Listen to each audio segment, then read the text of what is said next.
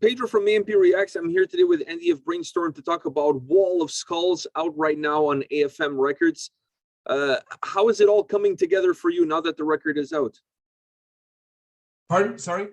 How is it all coming together for you now that the record is out? All the nervousness and expectations of releasing an album is out of the way. Now the album is out there. How's the feeling? Absolutely, yeah. The nervousness, that's exactly, that describes it all, so after so many months, so we tried everything possible. But those are tough times, we all had to go through, and this is, but it's amazing, it's always like a baby comes to life, so this is amazing to us, so, and as you already said, that's 100% true, you're totally nervous, you have no idea what to expect, so you're proud, but you do not know how the people will react on the new songs, it's because the expectations were, so we think, pretty high after Midnight Ghost, but I think what we can say now, 2 weeks after the release, is that what's coming in is just amazing, so we're entering the charts at very high positions everywhere. This is amazing. This is way more than we ever expected, and there's just there's only a few words we can say, that we are really thankful, for all the support, and from all those fans around the world, so because it's amazing days, we have. We're really happy. Yes, we are. When you look at this album, Wall of Skulls, do you look at this album as a step that the band is taking from the previous record into this record, or are you not just taking a step forward, you're also taking a step upwards? I don't know. Is it upwards or is it forward? So because I think what's the most important thing to us was that we did not want to record Midnight Ghost Part 2. Because a lot of people expected another epic song like Jean Paul and so on, so, and this is what we did not want to do, so we wanted to have a new album out, an album that stands for itself, so, and that is different, but shows exactly that we are on another level than we've been years before, and I think especially together in the work together with Seb, our producer, I think we show the people exactly that Midnight Ghost was not just a one-night wonder, or however you want to call it, so it shows you exactly what Brainstorm is all about in 2021, so that is the most important thing to us. I think really that the album, the songs do combine the modern style of Brainstorm. This is what we have started, especially with Midnight Ghost, and it features probably a little more of the old trademarks we are well known for since many years. Trademarks you may have heard on albums like Metas Mortis or Soul Impatient, and I think that is the special thing that makes the album so interesting to me, so it's very heavy, very catchy, but yeah, is that the old-fashioned and modern in one way? Yeah. So do you see that as that being the secret sauce, or that special ingredient that this record has in terms of merging the old and the new and creating perhaps a new for the band? Yeah, I think so. I think actually that and I think that the most important thing is that we have so many people coming back to us, so they say they've been fans from the band back in the days, from albums, like I said, like Soul Imitation, Liquid Monster, and so on, and then they have lost us, which is which is in my eyes, it's a kind of a tragedy. How can you lose a band, so, but especially since Midnight Ghost, they came back as fans, they said, wow, some of them really said, I did not know that you guys still do exist, which is okay. Yeah, we've been on the road for, okay. But anyhow, I think with the Midnight Ghost, and now especially with Wall of Skulls, it seems like that we have reached a lot of old fans and have reached a lot of new fans, very young ones as well. And that is really cool. And that is something that makes me totally proud, to be very honest. Well, That's cool. when you look at the history of the band, 13 records, has the way you guys approach the album creation from a creative perspective changed along the way? Have you guys evolved along the way, or it's pretty much how it was, how it is? I might say it's about 60-70%. It's the way how it is always, you know. But some things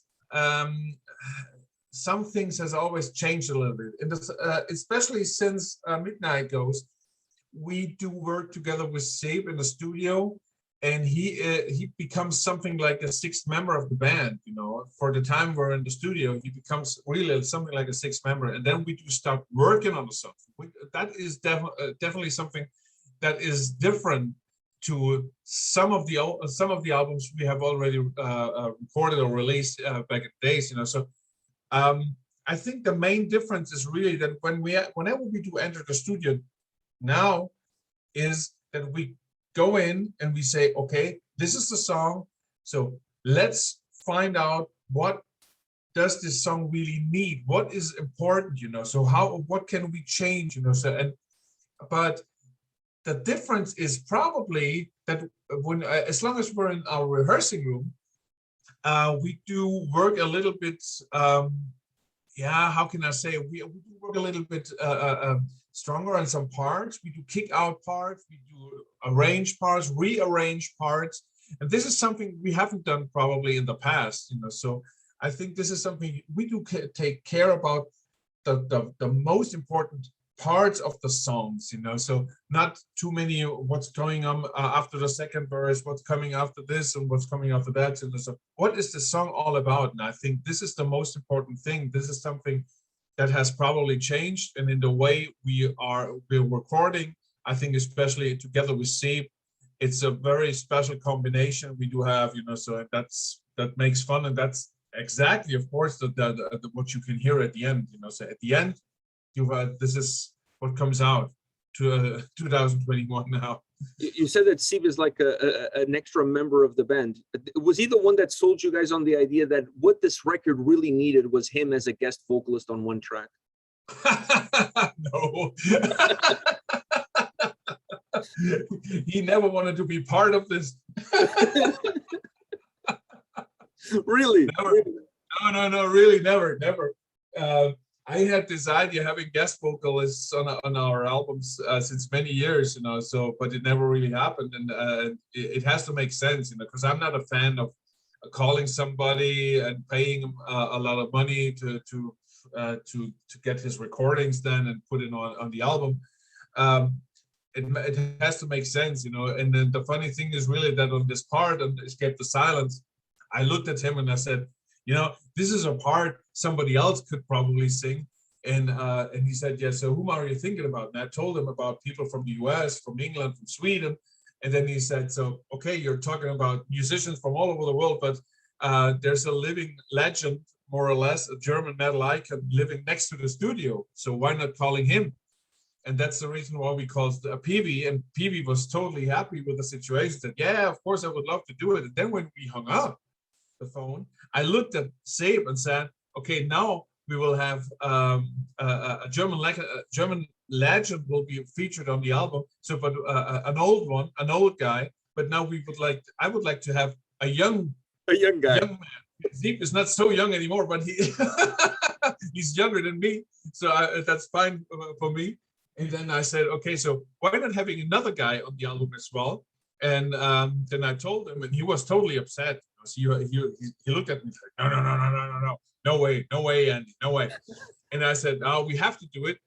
And then he went into the recording room, and what came out at the end is amazing. I had goosebumps all over my whole body, you know. So, and I was really like, man, this is exactly what this album needed, you know. So really, and I'm so proud of it, you know, because it's not. We haven't called somebody, as I said, to record something, you know. So we have now two friends of us being featured on the album. That makes it so important to us, and it's something we haven't done before. So now I'm really happy about this, you know. So I love it. I really love it. I've asked Steve this question. He's never been able to answer me, so I'm going to ask you: is he a better vocalist or a producer? See? Yeah. He's an amazing singing producer.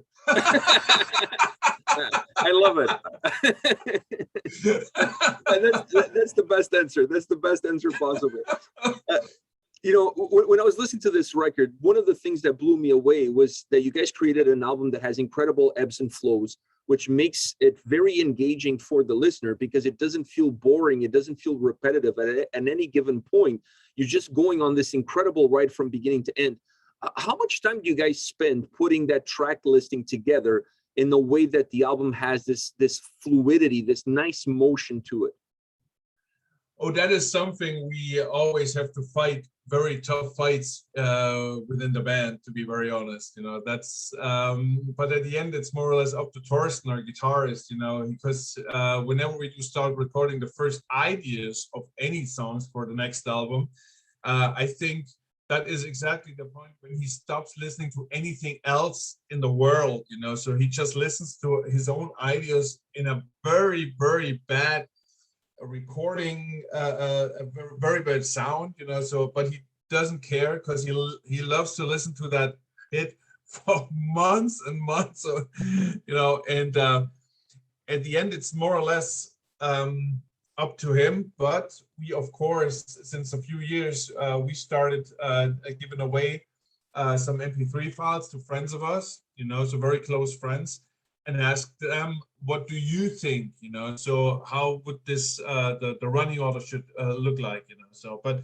what comes out in the end is sometimes very frustrating, to be very honest, because you have 15 people and you have 15 different running orders, you know? So, so I think, yeah, at the end, it's Torsten shows up and says, okay, he has tried, let's say, 30 or 40 different versions. And this is the one he likes the most, and then he tells us, and then we do listen to it in the same kind of running order. And then if we're fine with it, I think there was one part that we had to change because I was not so happy with it.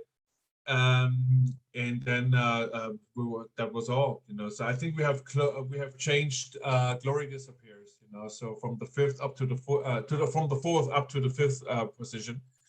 And that was so, but everything else was sure. It's always a tough fight. It is.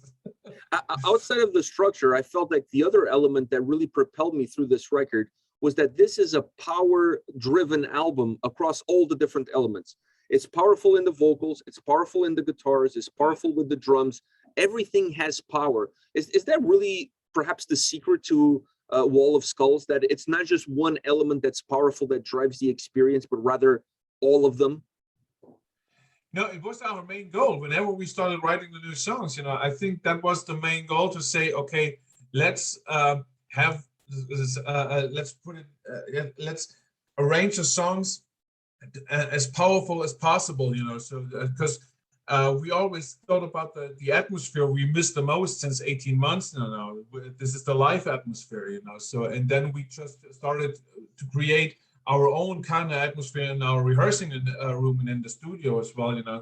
And we said, how would it feel like to play the songs live, you know? So what does this song need to be a very catchy, very heavy song live? And so, but you're 100% right, you know. So it is.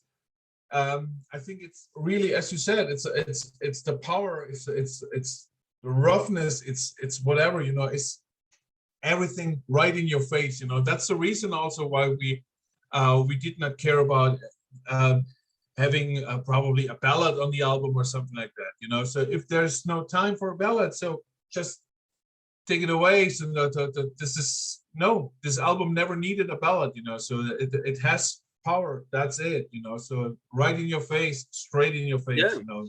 From the beginning to the end, you guys may change how close you're getting to my face from song to song. Yeah. But you're always there. But you're always there, if you know what I mean.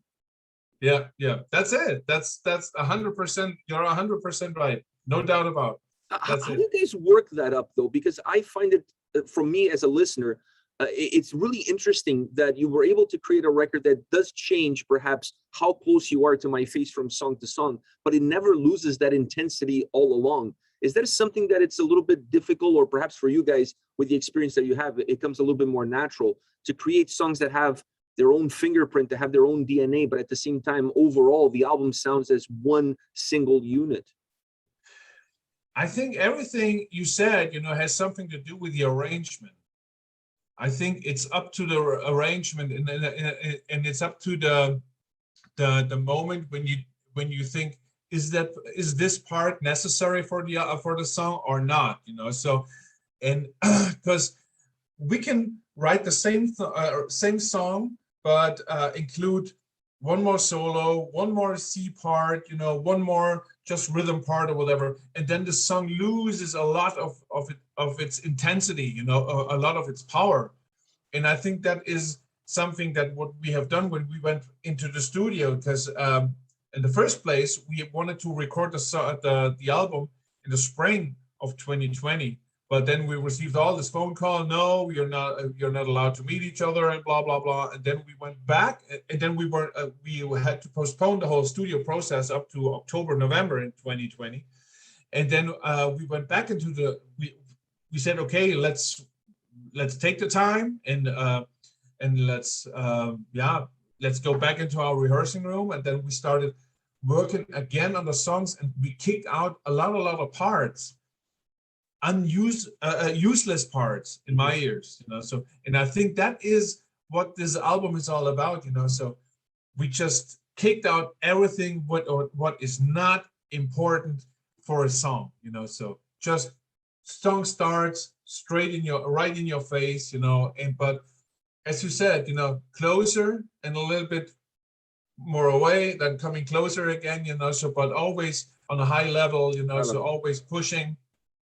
So, and I think that is what this album is all about, and to be very honest, I can't wait to play these songs live, to be very honest. Oh, they have tons of energy. I think the hard thing for you guys is going to be decide what do you leave out and what do you add on, because this whole record has so much power that I feel it's the perfect album to be played in a live setting. You know what? The cool thing is really, this is our 13th album, and what makes me so proud is that we are able to surprise people with the 13th album. Still we are able to do that, and this is something I think is really amazing. So, and the cool thing is also that there were times when we have released an album, and then we decided which song, probably one, maybe two songs, we will put in our live set, and which one or two songs has to be kicked out. So, and then those were the times when we talked about one or maximum two songs. And now we're talking about 5, maybe 6 songs from the album. And this is the same thing happened with Midnight Ghost. And then we stood in our practicing room. And then we said, okay, we have to play 5, probably 6 songs. And then that it felt amazing, So, and the same thing will happen now with the next tour, because we will not kick out those 5 tracks from Midnight Ghost, definitely not. But we will have 5 or 6 more songs taken from the Wall of Skulls album, which means there will be 10 up to 11 songs, just from the last 2 albums. Then you will have some classics like All Those Words, Shiva's Tears, Highs Without Lows, and blah blah. Okay, but that is something that is so cool for a musician, because for so many years you have played more or less the same songs over and over again, and then you have picked out this new song or that new song. But now for a fan as well, a fan who has seen Brainstorm, let's say in 2010 or 2015, and comes back to a show for Brainstorm now, will see a more or less 90% totally different live set. Yeah. And that is something that is for a musician, that's amazing, So because of the most of the bands do play their old shit, for years, for 20, 30 years. We have our classic tracks as well, like as I said, Shiva's Tears and All Those Words and so on. But we have now the opportunity to play so many new songs, so that makes it so cool, so that's such a great feeling, because And what we had now, we played one show in the Czech Republic, and and there were no differences, between the new songs and the old songs, and a brand new song as well, So we played Escape the Silence for the very first time, and people knew it, from the video, and the reactions were just overwhelming, and we were like, "Oh my God, okay, cool. The album's not out, but you like it. Oh, and you sing the lyrics. That's cool." So that was cool. That was really good. That's a good feeling. This goes to show you the strength of Wall of Skulls. I mean, this album is really powerful. Like I already said to you, it's powerful across all the elements, and it stays with you. And one of those elements is the vocals. What's the secret here? Like, is there a fountain of youth somewhere that we're not aware of? Is there a secret sauce, a glass of wine before recording?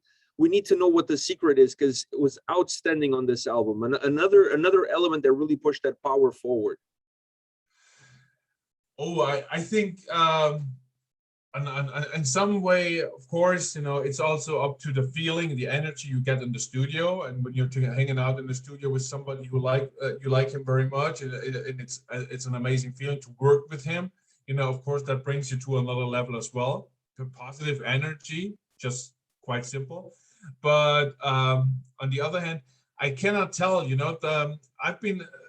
I've been asked these things many times, also from very well-known musicians, very well-known singers. They ask me, how do you do that? The funny thing is also that whenever we go on tour, for the most of the singers, after about, let's say, 1 or 2 weeks, the voice is getting down and they need more day offs. So, but not me. I have no idea why. So, but whenever the longer the tour lasts, so the more shows we play, the voice is getting better. At the end, so let's say after about 3 or 4 weeks, I do not have to warm up anymore. I'm going on stage and doing it just for 2 hours, and that's it.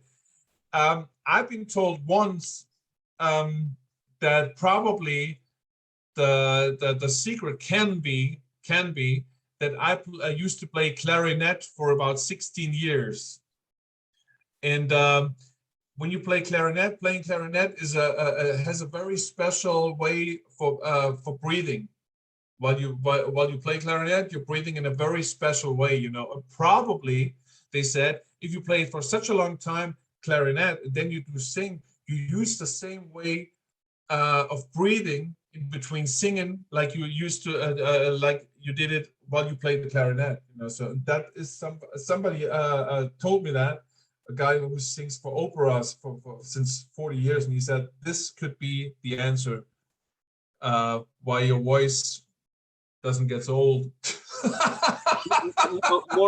More vocalists need to pick up the clarinet from the looks of it. Yeah. Tell your kids, if your kid wants to become a singer, whenever, first 16 years singing, playing clarinet. Pick up the clarinet. Oh my God. This is something I've never told anybody, but okay. So here we go. Go like that. I have one more question for you. Now that the album is out, now that you guys are getting the response from the fans and you see the success that this album is having, and you get a chance to look back at all the work that you poured into making this album, is there one thing that you walk away feeling that it has changed you, perhaps either as a person or as a musician, because of all the labor that you put into this record, and now you see the success it's having? No, not really. Because to tell you the truth, when I started making music in my hometown, nobody really cared about me, about my ideas and everything else. And I know where I'm coming from, and I'm really very grounded, really down to earth, So, and I might say that every album, every chart position, every sold album, every fan outside my hometown is way more than I ever expected. So I never expected something like this. When I was 15 or 14 years old, and we played our first show out of my hometown, that was the biggest step for me ever. So and then 15, 20 years later, we came to other countries where we flew down to Mexico and so on and so on. I played the US, for example, and then you're getting into a venue and people are coming to you, and they know you, they know your songs. And this is something I'm very thankful for, you know. So, and whatever happens in my life, you know, so if the next album becomes #1 all over the world, that will never ever change. I'm too old for that shit, to be very honest. I know where I started, you know. I know exactly what to expect, and I know that this is something that nobody can ever take away from you, but this is something that can end within a minute, you know, within a second probably. And so I'm really happy about it. I'm really happy about every single fan. I'm proud of it like hell, you know. I'm so really proud of it. But I'm proud to have to get this response. You know, I know that not everybody on the planet loves us, of course not, and that's fine for me, of course, as well. But I'm so thankful for every single minute, for every single second, for every single show. That's also probably the reason why I never went up on stage drunken. Never. I've never been drunken up on stage, just because I wanted to remember every single second whenever I'm on stage, you know. So because being on stage is way more than as I said, ever expected, you know. So this is something that is a gift to me. I see it as a gift, you know. So and so that's the reason. No, I'm just happy. I'm drinking a glass of wine, you know, for every chart entry. I do so, of course. But after this album is just before the next album, you know. So and whatever we have done now, you know. So probably we can try. We have to try to do it better on the next album, whatever it is. Right now, I have no idea, but I will find something. You'll find something down the line. I'm sure of that. Yeah. Well, Andy, thank you very much for your time today. It was an absolute pleasure to talk to you about Wall of Skulls, Brainstorm. The album is out right now on AFM Records. Go pick it up if you haven't already. Once again, thank you for your time. All the best. Thank you so much. Really appreciate it. Thanks so much for your support. All the very, very best, and hope to meet you soon in person. Me too. Really take care of yourself. Thanks so much, buddy. We'll have that glass of wine. We will have that after the show. After the show. Take care. Bye. Right on. Thanks very much. Take care.